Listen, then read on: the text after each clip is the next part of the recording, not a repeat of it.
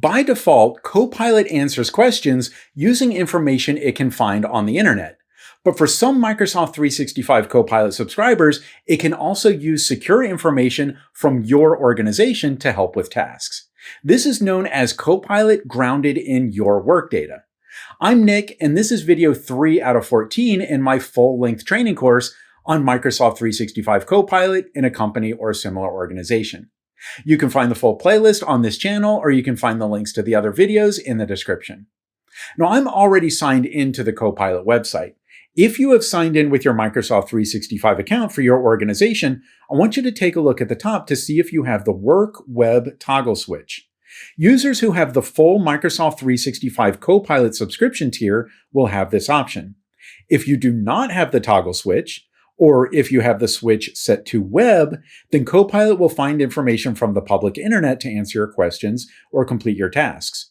If you do have the switch, when you set it to the work mode, then Copilot is grounded in your work data. That means that Copilot can access private, secure information from your organization, including your email messages and chats, your shared documents, and information about your coworkers and meetings. So I could ask a question like this: when was my last meeting with Ava? And it finds information about a Microsoft Teams meeting from my calendar. Let's ask a more robust question. Are there any outstanding action items from my emails over the last 3 months with, and let's pause here. I could just type somebody's name as normal, but what if you don't know somebody's full name, or there are different people at your company with similar names? It's important that you direct Copilot to the right person. So instead of typing the name, you can click the plus button in the chat field and choose Add Work Content. From here, you can search for a specific person, a specific file, a specific meeting, or email message. Or here's an even easier option. In the chat field, just type the / key, then don't add a space. After the slash, just start typing in a person's name and it will search your company's directory. It found the person I was looking for, so I'll click on him. And now in the prompt, that person's name is underlined, so I know I've identified the right person. You can also use the / key to search for specific shared files or email threads. And now I can send that request. And this uses information about this person in my company's directory and my email communication with him to give me the response that I need. And in addition to the grounding in my company's data, I still have all of the other features that you might use in the Copilot chat. You can continue with follow-up questions.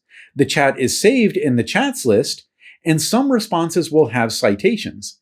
In this case, the citations direct me to actual email messages. I can point at the citation to see information about each one, or I can click on one to open that message directly in Outlook.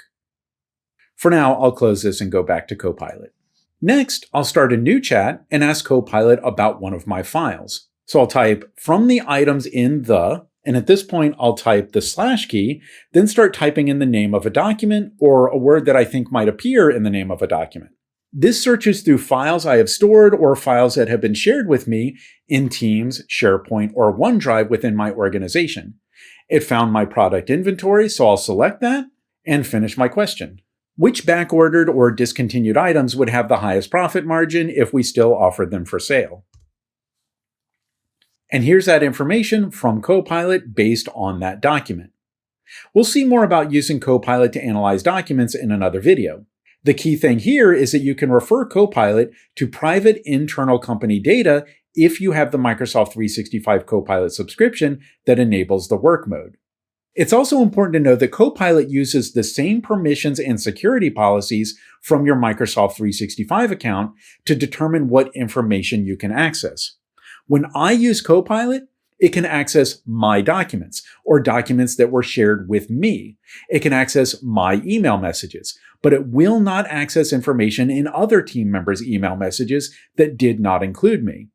If you cannot access something in Teams or Outlook or OneDrive or any other Microsoft 365 app, then Copilot cannot access it for you. That privacy and security is built in. Now, to finish, we know that the work mode can use secure information from my company, and we know that the web mode can use information from the internet. When you're set to the web mode, Copilot cannot use information from your organization. So does that mean that the work mode will not use information from the internet? Well, the answer is that you can control that with a setting. When the work mode is activated, click the button with 3 dots up at the top to open the menu. And from here, you can choose to enable or disable web search. To see how that works, I'll first disable the web search option. Then in a new chat, I'll ask Copilot, for the 5 most expensive items in my product inventory, identify the most popular competitors from other vendors in December 2025. Copilot tells me that web search is off, which can limit the relevancy of the results. Copilot does identify the 5 most expensive items from my inventory, but it cannot find any information about competitors because web search is off. So I'll start another new chat, then go to that menu, and I see that web search is turned on by default in new chats. So I'll ask that same question. In this case, it asks a follow-up question to get some clarity. So keep an eye out for that and answer any questions that Copilot asks you. And now we get the response I wanted because it did find information about competitors on the web. So you can use Copilot grounded in information from the public internet, grounded in private information from your organization, or both. Remember, this video is part of a full training course. This is video 3 out of 14. The links to the other videos are in the description, or you can access the playlist on this channel.